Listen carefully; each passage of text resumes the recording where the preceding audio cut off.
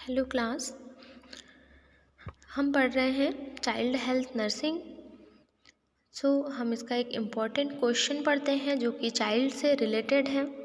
तो अगर आपको एग्ज़ाम में आता है, right the value of play, play की वैल्यू क्या है, सिलेक्शन ऑफ प्ले, हमें प्ले के लिए बच्चे के खेलने के लिए कौन से टॉयज़ का सिलेक्शन करना है, and play material for the child. तो अब फर्स्टली हम देखते हैं वैल्यू ऑफ प्ले। प्ले क्या होता है? तो बच्चा चाहे रोगी हो या अच्छा हो, प्ले उसके बचपन का एक महत्वपूर्ण कार्य है। प्ले के जरिए बच्चों में विभिन्न प्रकार का डेवलपमेंट हो सकता है। मतलब वैल्यू ऑफ प्ले क्या है कि बच्चा अगर सिक है या फिर बच्चा हेल्दी भी है तो प्ले जो है उसके लिए बहुत एक इम्पॉर्टेंट होता है। ये एक इम्पॉर्टेंट पार्ट होता है। तो इसमें हम कुछ पॉइंट्स फॉलो करेंगे।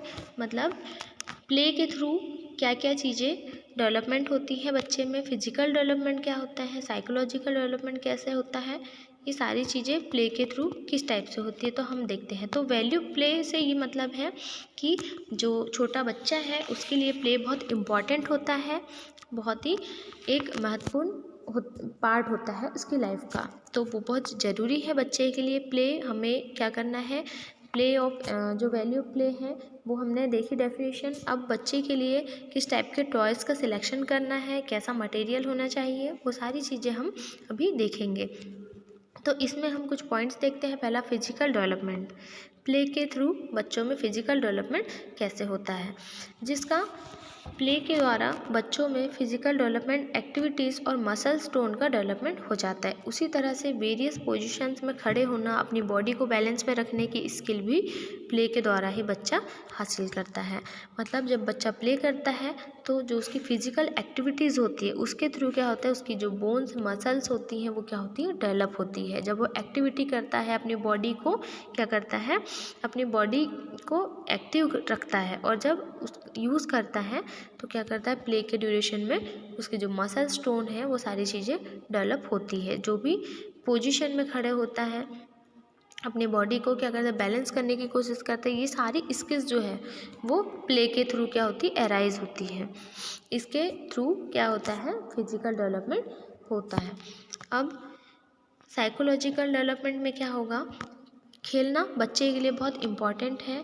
प्ले के द्वारा बच्चा अपनी फीलिंग्स को कंट्रोल करता है, कंट्रोल के ऑब्जेक्ट और इन्वायरमेंट की वास्तविकता को पहचानना सीखता है। वह अपने आप को फ्री महसूस करता है और खेल में किसी प्रकार का दबाव नहीं होता है। इसके अलावा खेलों से नेगेटिव फीलिंग्स को एक्सेप्ट करने का भी तजुर्बा आता है। मतलब ये है कि जो बच्चा है उसके लिए प्ले बहुत इम्पॉर्टेंट होता है। सभी जानते हैं कि बच्चों को खेलना बहुत ज़रूरी है, उनके फिजिकल डेवलपमेंट के लिए भी और उनके साइकोलॉजिकल सोशल डेवलपमेंट के लिए भी। तो जब बच्चा प्ले करता है तो उसके थ्रू वो क्या होता है, अपनी फीलिंग्स को कंट्रोल करना सीख जाता है, इन्वायरमेंट को जानने लगता है कि किस टाइप का इन्वायरमेंट है, हमें किस टाइप के इन्वायरमेंट में किस टाइप से एडजस्ट होना है, अपने आप को एडजस्ट करना है। और जब वो प्ले करता है तो वो अपने आप को बहुत फ्री महसूस करता है, उसे लगता है कि अब मैं एकदम स्वतंत्र हूँ, मुझे कोई कुछ नहीं बोलेगा। ठीक है। तो जब वो प्ले करता है तो उसमें किसी टाइप का कोई प्रेशर नहीं होता, वो एकदम मेंटली क्या होता है, एकदम फ्री होता है। उसमें किसी भी टाइप का कोई साइकोलॉजिकल कोई प्रेशर्स नहीं होता है। तो और इसके अलावा जब वो प्ले करता है तो उसके अंदर नेगेटिव फीलिंग्स भी आ जाती है, तो वो उसको भी एक्सेप्ट करता है। मतलब जैसे जब प्ले करता है, मान लो हम थोड़े बड़े बच्चे की बात करें तो जब वो प्ले करेगा, अगर वो मान लो क्रिकेट खेल रहा है उसमें वो हार जाता है तो क्या होता है, कुछ नेगेटिव फीलिंग्स होती है जिसको वो क्या करता है, एक्सेप्ट करता है कि ठीक है इस टाइप की भी कंडीशंस फेस करनी होती है, तो वो उसके लिए अपने आप को प्रिपेयर करता है। तो वो भी एक साइकोलॉजिकल डेवलपमेंट के अंदर आता है। अब नेक्स्ट इंटेलेक्चुअल डेवलपमेंट देखते हैं। अब इसमें क्या होता है, प्ले के द्वारा बच्चे space, colour, shape, distance, height और स्पीड को पहचानने लगते हैं, सीखने का मौका मिलता है। इसी तरह कम्युनिकेशन में इम्प्रूवमेंट हो जाता है। खेल के द्वारा प्रॉब्लम क्रिएट करने और प्रॉब्लम को सॉल्व करने की टेक्निक सीखता है। खेल के द्वारा बच्चों में स्किल, अटेंशन, कंसंट्रेशन और एक्सपीरियंस का अचीवमेंट हो जाता है। मतलब अब इंटेलेक्चुअल डेवलपमेंट में क्या होगा, जब बच्चा प्ले करता है तो क्या है, उसे पता होता है कि ये इसमें कितना स्पेस है। जब वो ग्राउंड में खेलेगा तो उसे पता चल जाएगा कि हमें कितने स्पेस की ज़रूरत है।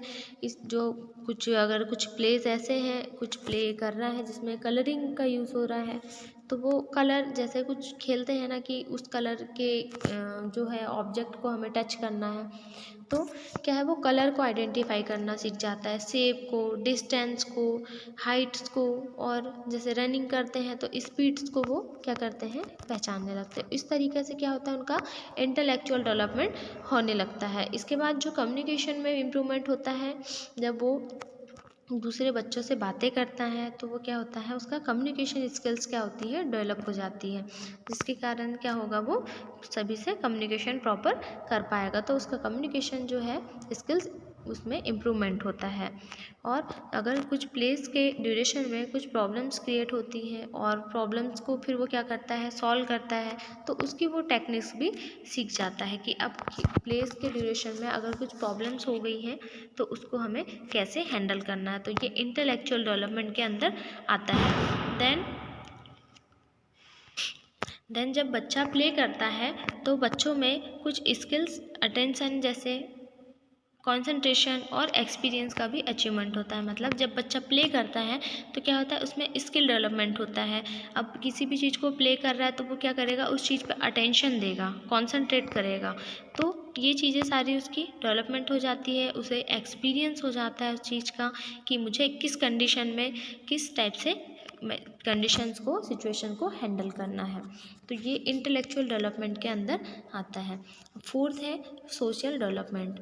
अब सोशल डेवलपमेंट मतलब सोसाइटी में डेवलपमेंट की बात कर रहे हैं, तो उसमें क्या होगा, खेल के द्वारा दूसरों के साथ रहना, कोऑपरेट करना और एक दूसरे के विचारों का आदर करना सीखता है। ग्रुप प्ले के द्वारा जो लिविंग के रूल्स सीखता है और उसे ओबे करता है।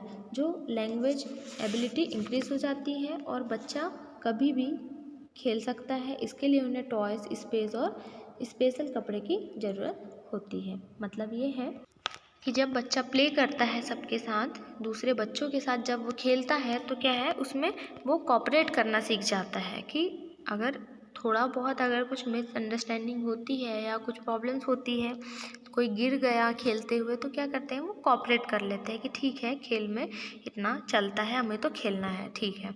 अब ग्रुप प्ले के द्वारा क्या होता है, जो सोशल लिविंग में रहने के रूल्स सीखता है। मतलब हमें सोसाइटी में कैसे रहना है, किसके साथ कैसा बिहेव करना है, हमें किससे कैसे बातें करनी है, तो वो लैंग्वेज एबिलिटी जो है उसकी इंक्रीज़ हो जाती है।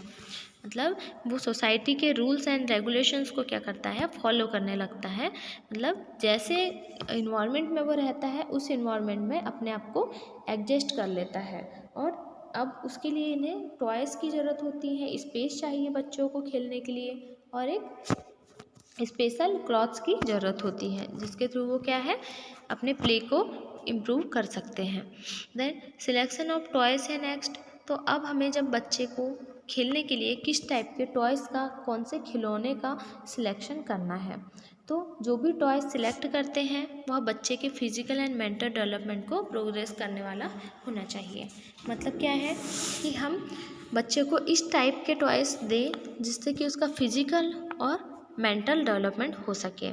जैसे कि अब बच्चे को हमने अगर मान लो एग्जांपल के लिए हमने अगर रस्सी देते हैं, तो हमने रस्सी दी तो बच्चा क्या करेगा, उससे अगर रस्सी से कूदता है तो क्या होगा, उसका फिजिकल डेवलपमेंट होगा, ठीक है। मतलब उसकी हाइट जो है वो बढ़ेगी, जो मसल स्टोन्स है वो सारी क्या होगी, डेवलपमेंट उसका होगा।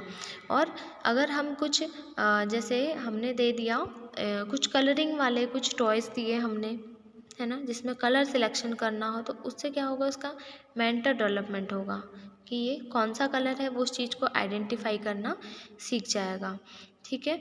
ज़्यादा एक्सपेंसिव टॉयज़ नहीं खरीदना है, लेकिन बच्चों में इंटरेस्ट क्रिएट करने वाले टॉयज़ देना चाहिए। अब हमें बच्चों को हमेशा ऐसे टॉयज़ देने हैं जिससे बच्चों को इंटरेस्ट आए। ये ज़रूरी नहीं है कि हम कुछ कॉस्टली टॉयज़ ही दें जो ज़्यादा महंगे हो, ऐसा नहीं है, हम चीप टॉयज़ भी दे सकते हैं, बट बच्चों के इंटरेस्ट के अकॉर्डिंग हमें देना है और ऐसे टॉयज़ देना है जो कि उसके फिजिकल और मेंटल डेवलपमेंट को क्या करे, इंक्रीज़ करे। अब टॉयज़ हमेशा सेफ, ड्यूरेबल, अट्रैक्टिव और बच्चे की नीड और एज के अकॉर्डिंग देना है।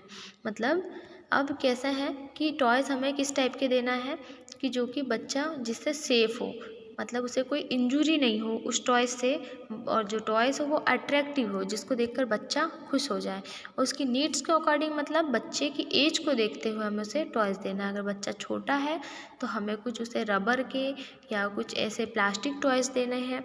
अगर बच्चा बड़ा है तो हमें क्या करना है, थोड़े कुछ बॉल्स दे दिए हमने, इस टाइप के टॉयज़ देने हैं। मतलब ऐसे टॉयज़ नहीं देने जिससे बच्चे को कुछ इंजरी हो जाए, कुछ नुकसान हो जाए, है ना। कुछ शार्प टाइप के टॉयज़ नहीं देने हैं जिसमें पिन्स लगी हो, है ना, या फिर बच्चे को चुभ जाए। हमें ऐसे टॉयज़ को क्या करना है, कॉन्ट्राइंडिकेटेड करना है। जैसे toys with sharp and rough edge, inflamed toys जिसका पार्ट रिमूवल हो सकता है, लीड से पेंट किया हुआ खिलौना बच्चों को चोट और नुकसान पहुंचा सकता है। मतलब यही चीज़ है कि यहाँ कह रहे हैं कि जो शार्प टॉयज़ होते हैं जो बच्चे को चुभ सकते हैं, लग सकते हैं, इंजरी हो सकती है, तो वो टॉयज़ हमें क्या करना है, बच्चे को नहीं देना है। कोई इन्फ्लेम टॉयज़ नहीं देना है जिसका कोई पार्ट जो है वो रिमूव हो सकता है, नहीं तो बच्चा क्या करेगा, उसको वो इनहेल भी कर सकता है ना। बच्चों को कॉइन्स नहीं देने हैं। अगर बच्चा ने अगर मुंह में, बच्चों की हैबिट होती है कि किसी भी चीज़ को वो मुंह में रखते हैं, छोटे बच्चे, तो हम अगर उन्हें कॉइन्स, ऐसी कुछ चीज़ें अगर उनके आसपास होगी या कुछ छोटे टॉयस अगर होंगे उनके पास जिसका कोई पार्ट रिमूव करके उन्होंने अपने माउथ में अगर इनहेल कर लिया अगर, तो क्या होगा, उससे उन्हें ऑब्स्ट्रक्शन होगा और कुछ कॉम्प्लिकेशंस अराइज हो जाएंगे। तो हमें क्या करना है, इन चीज़ों का क्या करना है, ख्याल रखना है कि हमें बच्चों को किस टाइप्स के प्लेस देने हैं। तो प्लेस मटेरियल खरीदते वक्त बच्चे की एज, इन्वायरमेंट और उसके डेवलपमेंट को ध्यान रखना चाहिए। हमें ये माइंड में रखना है कि हमारे बच्चे की एज कितनी है, इन्वायरमेंट किस टाइप का है और हमें उसको कैसा डेवलपमेंट जो है देना है। तो प्लेग्राउंड इक्विपमेंट खरीदते वक्त बच्चे के डेवलपमेंट लेवल को ध्यान में रखना है और बीच बीच में चेक करते रहना है कि एक्सीडेंट से बच्चे को बचाया जा सके। खेलते वक्त एडल्ट गाइडेंस की सख्त ज़रूरत होती है ताकि बच्चों में सेफ्टी,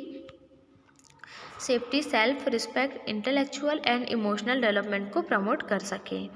मतलब ये है कि जब हम मटेरियल्स क्या कर रहे हैं, परचेस कर रहे हैं, तो हमें उसकी एज को अपने माइंड में रखना है कि हमारा बच्चा जिस एज में है उसे किस टाइप्स के मटेरियल्स देने चाहिए और उसका इन्वायरमेंट कैसा है, हमारा जो प्लेस के लिए इन्वायरमेंट किस टाइप का है, हमें उसका ग्रोथ एंड डेवलपमेंट को ध्यान में रखते हुए क्या करना है, उसको प्लेस देने हैं। प्ले ग्राउंड के लिए जब हम इक्विपमेंट खरीदते हैं तो बच्चे को जो डेवलपमेंट लेवल है उसको हमें कॉन्सेंट्रेट करना है और क्या करना है, हमें चेक करते रहना है कि बच्चा अगर जैसे रोड पर खेल रहा है, ग्राउंड में खेल रहा है, तो कहीं से कुछ गाड़ियाँ नहीं आ रही हो और कहीं एक्सीडेंट के चांसेस ना हो, तो क्या करना है, बच्चों को अपनी देख रेख में प्ले करने देना है, अपने आँखों के सामने खेलने देना है। उसमें क्या है, उन्हें एडल्ट की गाइडलाइंस की भी ज़रूरत पड़ती है ताकि बच्चा जो है वो सेफ रहे, है ना, और क्या करे, उसका इंटेलेक्चुअल, इमोशनल और जो भी सोशल डेवलपमेंट है वो हो सके। हम बात करते हैं प्ले इन द हॉस्पिटल। अब बच्चा अगर सिक है, अभी जो हमने ऊपर बात करी ये एक हेल्दी बच्चे की बात थी जिसको हमें प्ले का इन्वायरमेंट देना है, किस टाइप के टॉयज़ देने हैं, प्ले क्यों इम्पॉर्टेंट होता है उसके फिजिकल, मेंटल और इंटेलेक्चुअल डेवलपमेंट के लिए। अब हम बात करते हैं अगर बच्चा हॉस्पिटल में एडमिट हो तो हमें उसे प्ले देना है और वो क्यों इम्पॉर्टेंट है। तो सिक चाइल्ड के लिए उन्हें ग्रोथ एंड डेवलपमेंट को कंटिन्यू करने के लिए प्ले ज़रूरी है। मतलब बच्चा अगर अनहेल्दी है तो हमें उसके ग्रोथ और डेवलपमेंट को एक मेंटेनेंस बनाए रखने के लिए क्या करना है, प्ले देना है बच्चे को, वो बहुत इंपॉर्टेंट होता है। हॉस्पिटल प्रोसीजर को फॉलो करने के लिए, हर काम को बिना गुस्से से अडॉप्ट करने के लिए सिक चाइल्ड को प्ले मटेरियल प्रोवाइड करना ज़रूरी है क्योंकि हॉस्पिटल इन्वायरमेंट में नए रूटीन का सामना करना पड़ता है। पेन और अन्य बीमारियों के कारण बच्चा कंफ्यूज हो जाता है और स्ट्रेस में रहता है, तो फैमिली रूटीन मिस हो जाता है और फ्रेंड्स भी मिस हो जाते हैं। मतलब ये है कि जब हॉस्पिटल्स में बच्चा होता है, किसी भी डिसीज़ से अगर बच्चा सफ़र कर रहा हो तो क्या करते हैं, उसे हॉस्पिटल में एडमिट करते हैं अगर पेरेंट्स, तो जब हम उसकी केयर करते हैं तो क्या करना है, हमें उसको प्ले के लिए क्या करना है, हमें गाइड करना है कि बच्चे को कुछ खिलौने दिए जाएं जिसके थ्रू आप कुछ प्ले मटेरियल देंगे तो बच्चा क्या है ज़्यादा क्राई नहीं करेगा, वो ज़्यादा इरिटेट नहीं होगा और क्या है इजीली हम क्या है उसके मेडिकेशंस कर सकते हैं, ट्रीटमेंट में भी कोई प्रॉब्लम्स नहीं होगी। तो हमें इस टाइप का हॉस्पिटल इन्वायरमेंट्स में क्या करना है, उसे प्ले थेरेपी करवानी है। हॉस्पिटल्स में कुछ रूम्स होते हैं जहाँ पे प्ले थेरेपी बच्चों को दी जाती है। जो रूम्स होते हैं वो बहुत कलरफुल होते हैं, उसमें बहुत अच्छी पेंटिंग्स लगी होती है जो कि अट्रैक्टिव होती हैं, जो बच्चों को अच्छी लगती हैं, जिसमें बच्चे क्या करते हैं हैप्पी रहते हैं और अपने आप को कंफर्ट फील करते हैं। तो बात हो रही है यहाँ पे कि सीख जो बच्चा है तो उसको हमें क्या करना है, एक प्ले इन्वायरमेंट प्रोवाइड करना है। जैसे बच्चे को अगर कुछ कहीं पेन हो रहा है या कुछ अगर प्रॉब्लम्स है, कोई बीमारी है, डिसीज़ है, तो बच्चा क्या है कंफ्यूज हो जाता है और स्ट्रेस में चले जाता है। तो उसके कारण क्या होता है, जो फ्रेंड्स होते हैं, जो फैमिली मेम्बर्स होते हैं वो मिस हो जाते हैं, है ना। जितना इन्जॉयमेंट बच्चा करता है नॉर्मल कंडीशन में उतना वो नहीं कर पाता है। तो ऐसे कंडीशन में क्या करना है, बच्चों को प्ले के द्वारा क्या करना है, अपनी फीलिंग्स को, इमोशंस को, टेंशन्स को क्या है एक्सप्रेस करने का क्या चांस देना चाहिए। मतलब हमें क्या करना है, अब हॉस्पिटल्स में बच्चों को प्ले थेरेपी देनी है। अब इस कंडीशन में क्या होगा, बच्चा अपनी फीलिंग्स को, इमोशंस को, टेंशन्स को कम कर सकेगा और साथ में क्या होगा, उसका अगर कुछ पेन हो रहा है तो वो उस चीज़ को क्या है, उसका माइंड डाइवर्ट हो जाएगा और वो उस पेन को कुछ टाइम के लिए फॉरगेट कर देगा, कुछ टाइम के लिए भूल जाएगा और अकेलेपन से टेम्पररी रिलीफ मिलता है। मतलब अब बच्चा अगर क्या है डिसीज़ है बच्चे को किसी टाइप की, तो बच्चा जो स्ट्रेस में चला गया है तो वो क्या होगा, कुछ टाइम के लिए उसे उससे रिलीफ मिलेगा। अब उसका माइंड डाइवर्ट हो जाएगा प्ले करते हुए, तो वो क्या है कुछ टाइम के लिए उस चीज़ को भूल जाएगा। मतलब कुछ समय के लिए अपने आप को क्या करता है, वो डाइवर्ट कर लेता है। अब functions of play in the hospital. अब फंक्शंस देखते हैं कि हॉस्पिटल में प्ले करने के क्या फंक्शंस होते हैं, क्या बेनिफिट्स होते हैं। तो फर्स्ट देखते हैं, provide diversion and bring about relaxation. मतलब जो उसका जो माइंड जो फ्रस्ट्रेट है, जो स्ट्रेस है, मतलब उसको जो घबराहट हो रही है, वहाँ पे बेचैनी हो रही है हॉस्पिटल में बच्चे को, तो उससे क्या होगा, उसे रिलैक्स फील करेगा बच्चा। Then help in feeling more secure in the strange environment. मतलब बच्चे को हम एक अनजान वातावरण में अत्यधिक सुरक्षित होने के भाव से उत्पन्न करने में हेल्प करते हैं। मतलब कि हम उसे जब प्ले इन्वायरमेंट देते हैं तो क्या होता है, वो अपने आप को बहुत सेफ महसूस करता है और फ्रीली महसूस करता है।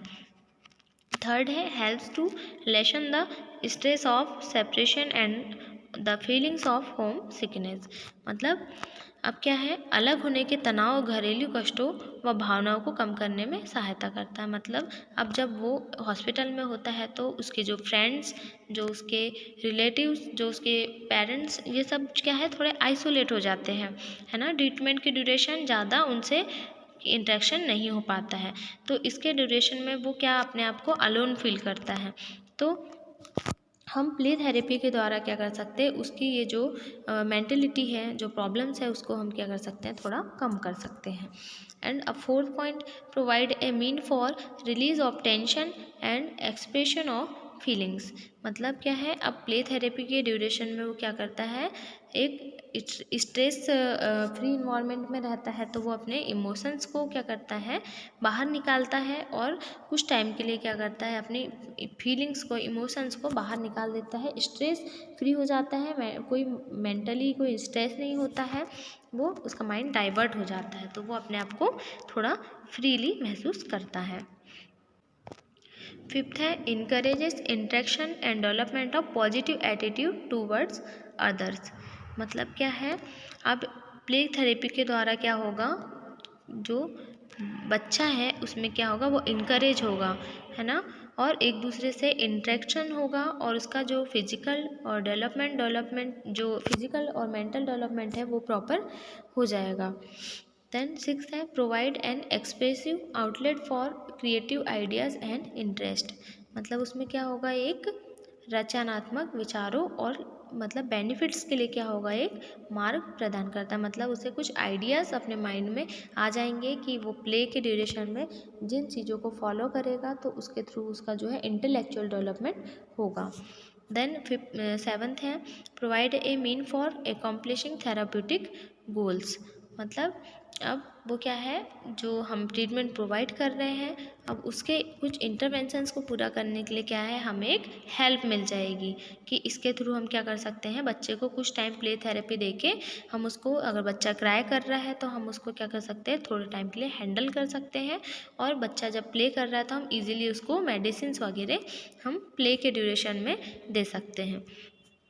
Place child in active role and provide opportunity to make choice and be in the control। मतलब क्या है कि जब बच्चे को एक प्ले जो है एक अच्छे कंडीशंस में इन्वायरमेंट में रखता है और उससे क्या होगा, अपनी पसंद अपनी नापसंद सारी चीज़ें पता चल जाती है और वो उसको कंट्रोल करने सीख जाता है। देन एक सिक चाइल्ड के लिए प्ले सिलेक्ट करते वक्त एक नर्स को कुछ पॉइंट्स को फॉलो करना है। अब सिक चाइल्ड मतलब अब बच्चा बीमार है तो हमें उसके लिए कुछ प्लेस का सिलेक्शन करना है, तो हमें अब नर्स को किन चीज़ों को अपने माइंड में रखना चाहिए बच्चे के प्लेस को सिलेक्ट करते टाइम। तो फर्स्ट है ड्यूरिंग इलनेस खेलने के लिए बच्चे की क्या कैपेसिटी है। अब हमें पहले ये देखना है कि बच्चा सिक है तो उसका लेवल क्या है, बच्चा किस टाइप से कौन से प्लेस को खेल सकता है, बच्चा खेलने की कंडीशन में है या नहीं, उसकी कैपेसिटी कितनी है। देन सेकंड इमोबिलाइज चाइल्ड का कितना लिमिटेशन है, खेलने के लिए मालूम होना चाहिए। मतलब बच्चा अगर मतलब मूवमेंट नहीं कर रहा है, चल नहीं रहा है तो इमोबिलाइज है वो, तो क्या करना है, हमें उसकी लिमिटेशंस देखनी है कि ये किस टाइप के प्लेस क्या है खेल सकता है, प्ले कर सकता है। थर्ड, हमेशा स्मॉल और सिंपल टॉयज़ सिलेक्ट करने चाहिए। हमें ज़्यादा बड़े टॉयज़ भी नहीं देने हैं, ज़्यादा हैवी नहीं देने हैं, हमें उसकी एज के अकॉर्डिंग उसका टॉयज़ का सिलेक्शन करना है और सिंपल टॉयज़ देने हैं जिसमें बच्चे को कोई इंजरी नहीं हो, है ना। तो इस टाइप के हमें टॉयज़ को सिलेक्ट करना है। देन प्ले को एंजॉय करने में बच्चे का क्या इंटरेस्ट है ये भी हमें आइडेंटिफाई करना है। अब हमने जो बच्चे को जो टॉयज़ दिए हैं, बच्चा उसके साथ प्ले कर रहा है तो बच्चा इन्जॉयमेंट हो रहा है, बच्चे के साथ इन्जॉय कर रहा है या नहीं कर रहा है, इंटरेस्ट ले रहा है उस प्ले में या नहीं, ये भी हमें क्या करना है, बच्चे को की देखभाल करना है और उसे हमें आइडेंटिफाई करना है। देन प्ले मटेरियल्स का रख रखाव, मतलब अब जो भी प्ले मटेरियल्स हैं उसको हमें क्या करना है, प्रॉपर रूम में क्या करना है, हमें आइसोलेट करके रखना है, सेपरेट करके देखभाल करनी है उसकी। अब अगर हो सकता है तो वार्ड में एक सेपरेट प्ले रूम होना चाहिए जिसमें एक एप्रोप्रिएट प्ले मटेरियल्स हो। अब जैसा कि मैंने आपको बताया कि जो पीडियाट्रिक वार्ड्स होते हैं, जो बच्चों के लिए वार्ड्स हैं, वहाँ पर क्या होता है, सेपरेट प्ले रूम्स बने होते हैं जिसमें क्या है, बच्चे की सारे जो प्ले मटेरियल्स होते हैं वो सारे रखे होते हैं और बच्चा उस रूम में प्ले कर सकता है। तो उसमें कुछ टॉयज़ होते हैं, प्ले मटेरियल्स रखे होते हैं, साथ ही में जो उस रूम की जो वॉल्स होती हैं वो अट्रैक्टिव होती है, उसमें पेंटिंग्स लगी होती हैं, ड्रॉ करे हुए कुछ पेंटिंग्स लगी होती हैं। तो इस टाइप के कुछ अट्रैक्टिव कुछ चीज़ें लगी होती है जिससे कि बच्चा जो है वो हैप्पी रहता है और अपने आप को एक फ्रीली इन्वायरमेंट में, स्ट्रेसफुल इन्वायरमेंट होता है वो तो उसको अपने आप को फ्री महसूस करता है।